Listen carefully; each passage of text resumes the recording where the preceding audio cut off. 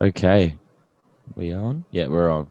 Okay. So we're here speaking with Brett Johnson, the new owner of Ipswich Town Football Club. Say hello to Brett.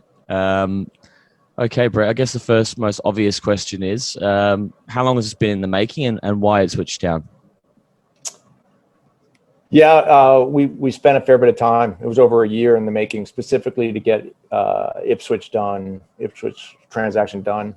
And then, it's easy relative to why Ipswich. It's very difficult to find a club with the history, gravitas, pedigree of the club. And then what I would also say is the foundation, Portman Road, 33,000 seat, iconic venue, a global fan base that's truly like a family. So when you kind of take all of those attributes together, we really feel so honored that we were able to key in on it and make it happen. But it is important to kind of clarify that we really did kind of covet and seek out Ipswich, which I'm very proud of. Were there any other clubs you considered, or was it just simply that? Well, so the true arc of it, we did spend some time a couple years ago kicking the tires, like a lot of people have, in terms of potentially making a run at Newcastle. And we had raised some money to play a minority stake shareholding in a syndicate. And for a lot of reasons, these deals don't happen and they're fraught with complexity.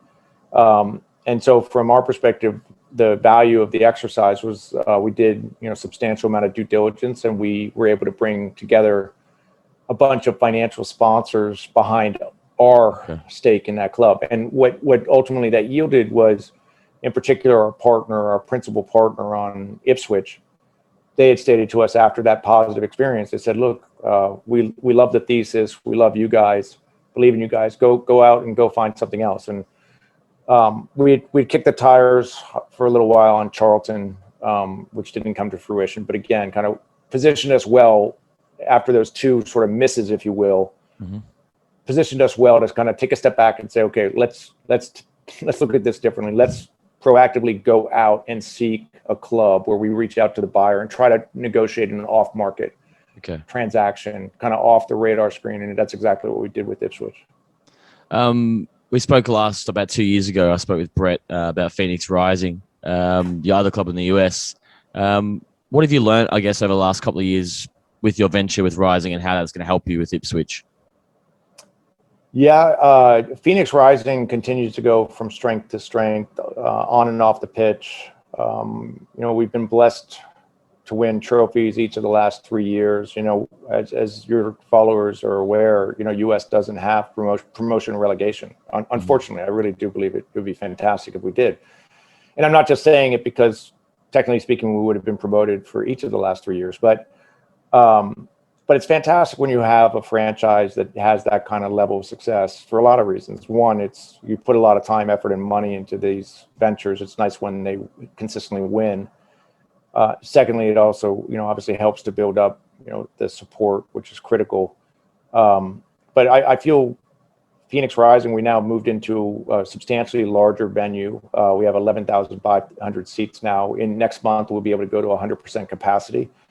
And we've got a partnership with Gila River in Chandler, Arizona, just south of the airport, which is going to transform the club. We're going to build 20 practice fields. We'll start to develop a lot of real estate in partnership with Gila River. And I think we're going to build one of the most, over time, one of the most unique sort of multi-sport. I obviously focused on football, but in the world, and especially on the eve of kind of World Cup coming back in 26, I think it'll be a real trophy product. And is your aspirations for Ipswich to, now that you have promotion and relegation in England, is that your goal? To go right up to the top? For sure. I mean, as I've said before, I think anyone who's invested in English football, if you don't have aspirations for the Premier League, then I'm not sure what you're doing. But all that being said, I try to take the most sober approach relative to what that task entails, and with total humility. So first and foremost, sitting where we are in League One, the objective has to be to get it to championship. And we will be very, very focused on that. And then once we get there, recharge the batteries and then make the run up to EPL. But you can be inspired by a lot of clubs lately, Leicester City, Leeds, I think there's a great proxy for a lot of. I'm getting my daughter's throwing stuff at me. This is hey, I apologize. It's the fun All and joy good. of working Yeah, of course. at home. She's The probably gonna joys. pop up. She's gonna pop up on a screen shortly. That's fine. But Say hello. yeah, that's awesome. I love it. That's great. I guess as you touched on before, like Ipswich is a storied club with a great past. Is there any plans to get club legends back involved in some capacity, like Terry Butcher or John Walk, or I know Paul Mariner's in the US or anything like that? Is that the plan?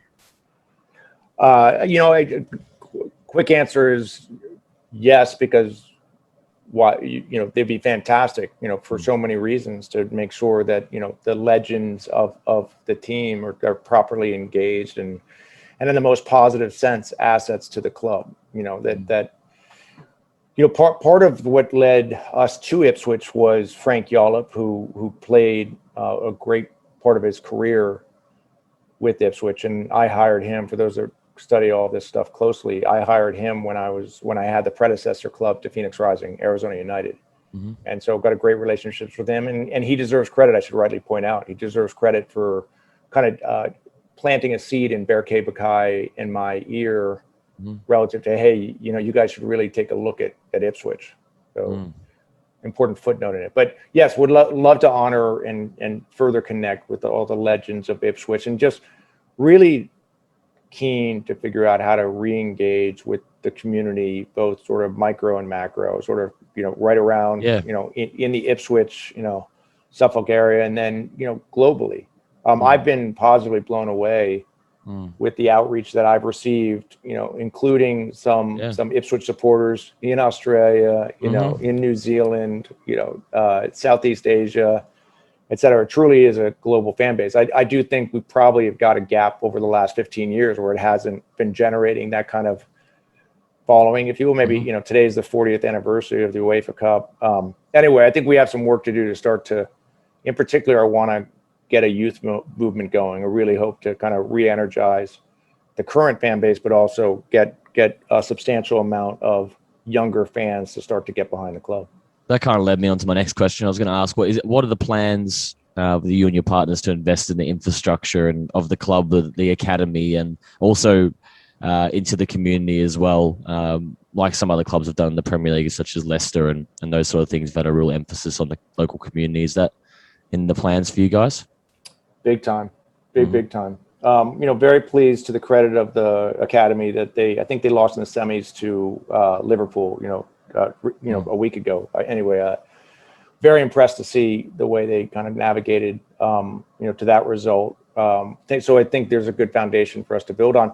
And I think, thinking about the connectivity to what we're doing in North America with Phoenix Rising, and then, I'm blessed to be involved with, FC Tucson. FC Tucson. I've got a French USL Championship team that I'm launching in Rhode Island, which is the picture that's in my Zoom background. Yep.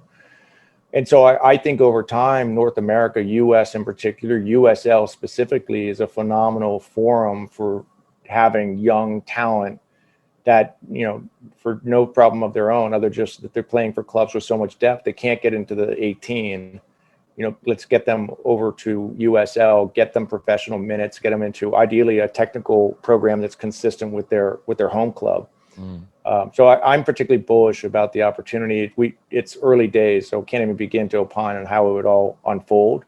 And that being said, I still have a little time on Rhode Island, but would love to find a way. Is there a player that next season maybe Phoenix Rising could take, in the most positive sense, advantage of? And maybe vice versa. We have a couple of talented players that could potentially try out for Paul Cook, and it's just exciting times. I do believe that if I think about how far it's come in the last couple of years since you and I caught up with each other. I mean, I'm now, if I add Rhode Island, which is going to come online in a couple of years, but I have 5 clubs that I'm involved with. Helsingør in Denmark, now with Ipswich, and then three franchises, clubs in the States. And I think it'll grow. I mean, I've been in the news a little bit with Jordan Gardner, and I've been continuing to try to kick around, seeing if we can make something happen in the Gold Coast, which would be exciting. Yeah, I did say that. Would love that. Then I officially get to say the sun doesn't set on my soccer holdings. Plenty of sun on the Gold Coast. um, Yeah, that's right.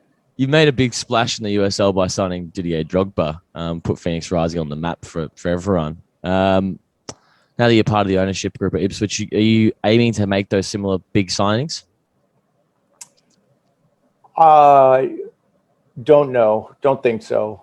Mm. Not to take anything away. I mean, the Didier Drogba signing, and Berke Bakay deserves the credit for that. His inspiration and commitment, conviction to get Didier Drogba to come at that stage of his career to join. It was a USL. I think we were in the third division at that period of time. I mean, from my perspective, it was just unheard of. I kind of put it down as one of the greatest sporting feats. But to Didier's credit, it really he added so much to our team, and I think we're still the beneficiary of his time on the pitch. I think our coach, Rick Shawn, still benefits from what he learned from Didier. I think that the discipline in terms of what it really means to commit yourself to being a professional, his legacy shines bright in that regard. And then what he obviously did to raise the gravitas and awareness of Phoenix Rising truly on a global basis can't be overestimated.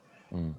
I travel around pre-COVID when I'd be traveling around with my Phoenix Rising gear. The amount of people who would stop and see it and mark on it, Didier deserves a disproportionate amount of the credit to it. But, relative to Ipswich, I just think, if you talk to people, who the passionate family of supporters, they've been pretty clear that, the history of the club has really been born out of like finding talent and developing talent and nurturing it. And that, I think there's a sentiment that they feel that kind of bringing in big name talent, and certainly if it's expensive talent, there's probably more risk associated with it. But, at the end of the day, I love to be involved with a lot of this stuff, but I also love to delegate the core decision making to, Mark Ashton, who's our COO, and Paul Cook, who is obviously the head coach. That's what they get paid to do. That's what they're good at. They will forget a lot more than I will ever know about this stuff. So I want to kind of also be careful of not trying to mistake what I would just say is some success with Phoenix Rising, and all of a sudden now think that I can write the book on how to put together winning sides. Because are you happy with Paul Cook and Mark Ashton in those roles heading forward? Yeah, very. I mean, but understandable that Mark officially starts June 1st. So yeah. But I think Paul's track record, he's exactly the kind of guy that we need at Ipswich, that knows how to get a team, certainly at this level, up to the next level.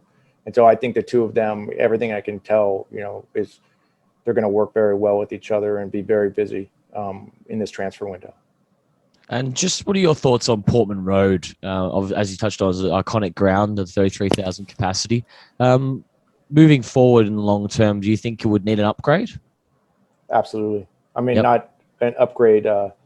Just there's a lot of low-hanging fruit in terms of things that I can understand from a distance that the supporters are saying, look, new digital board, digital signage, fresh coat of paint, clean the seats.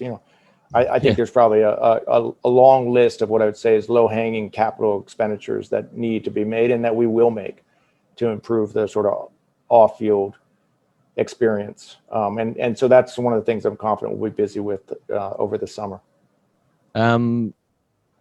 What are your thoughts been, I guess, moving here just a bit away from Ipswich now, but as yourself as an American owner in England, I guess wanted to get your thoughts on a few of the American owners in the Premier League being key to the failed European Super League. What's been the reaction over there, and what's your own personal take on the situation? Yeah, I look forward to seeing the movie, if you will, or I guess reading the book before the movie comes out. Just in terms of some brilliant author is going to really capture the story and the lead up and the behind the scenes. Like I am truly fascinated at some point to understand, how aware the Cronkies and the Glazers, et cetera, were about this movement. And I'm not trying to absolve them at all. I just am truly fascinated to understand, were they on the front lines of this, or did they have executives that were coming into them and saying, look, we've got a brilliant thing going on called the Super League. You're going to love it.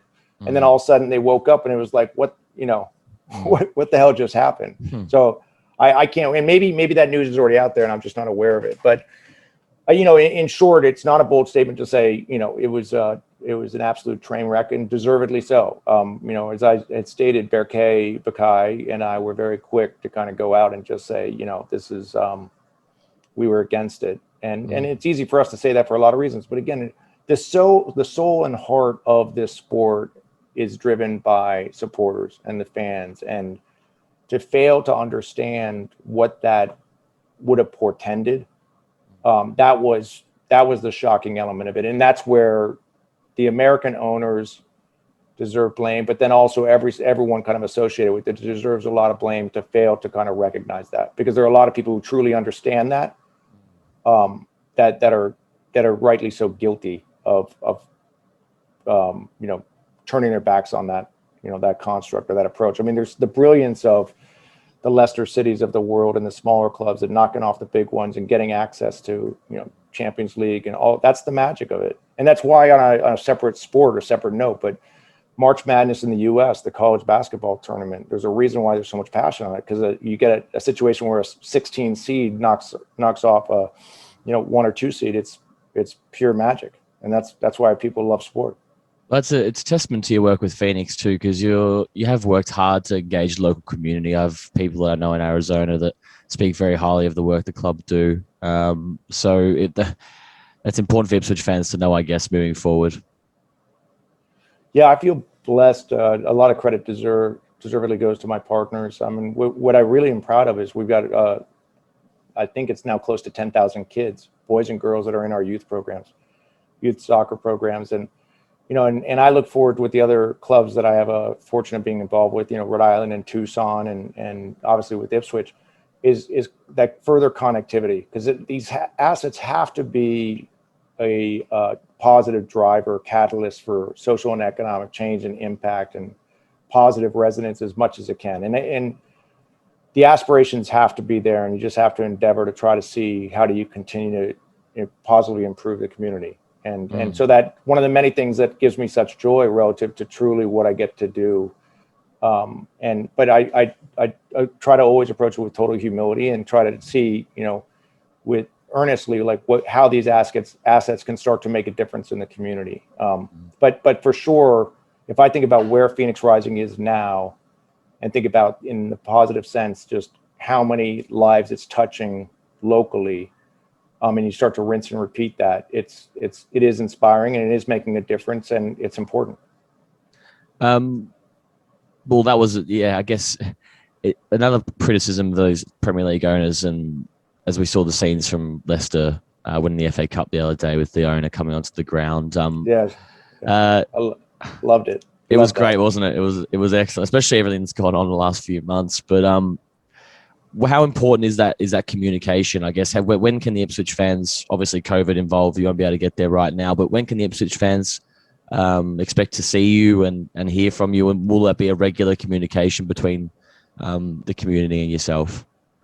Yeah, for sure. My partners and I hope to be over there for the home opener, which will be sometime in August, trying to, as soon as that fixture date gets set, we'll be doing everything possible we can to make that date. And I cannot wait. And there's so many fans that I've started to interact with, through different social media channels. But I truly can't wait to meet them in person and to thank them and raise a glass with them, if you will, and toast the future. But so how often I can get over, based in Los Angeles, going over to London, to be honest, I won't be able to do that, especially with the wife and 3 young kids. I have to pick and choose how I can do that. But that being said, we will be over there for the important dates, and the home opener is a very important one. And then, hopefully for a lot of very important matches, in the foreseeable future. But can't wait to go to and experience Portman Road in person. And again, to be able to shake hands and see people that, I feel like I know I have relationships with them now.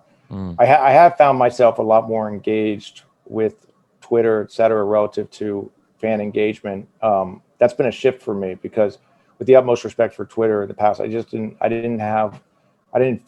invested in the time with that platform, and I've started to shift a little bit. I want to be a little bit careful, because candidly, I do have a fair bit that, like we all do, I'm juggling. So I can't, I have to be careful just how quickly I can respond to people or thinking, but all of the positive outreach, I always want to kind of make sure I acknowledge and thank and respond to. I just touched on before about Ipswich being a global brand, and it sure is definitely in Australia. But just specifically in the US, I remember going back to because we spoke a couple of years ago. The interest in the Premier League was huge. I was blown away by how many people were watching the games in bars and on Saturday morning at 9 a.m. and drinking. And what's been the impact and interest of your takeover of Ipswich in the US?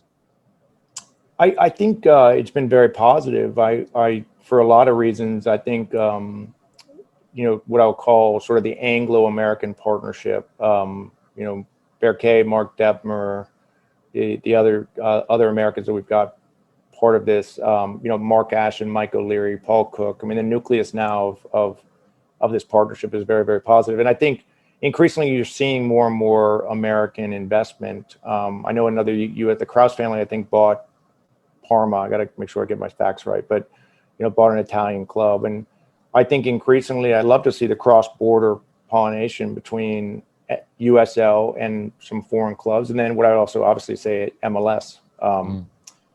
But I think anything that kind of brings what I would say is very dedicated owners that continue to expand their investments either side of the pond, I'm a big fan of and proponent of it.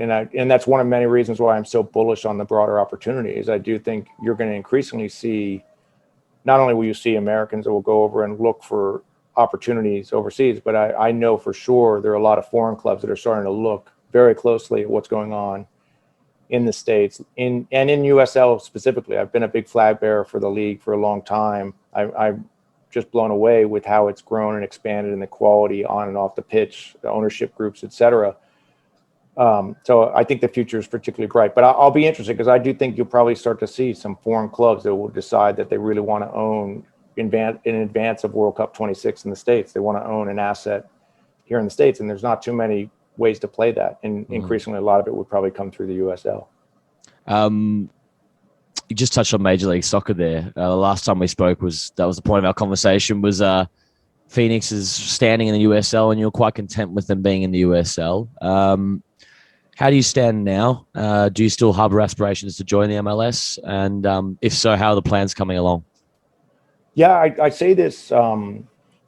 I say this with the utmost respect to MLS because I'm a big fan of the league. I live in Los Angeles. I think LAFC are absolutely brilliant. But it's important to understand that from my perspective, I'm very proud of Phoenix Rising's position in USL, its role in USL.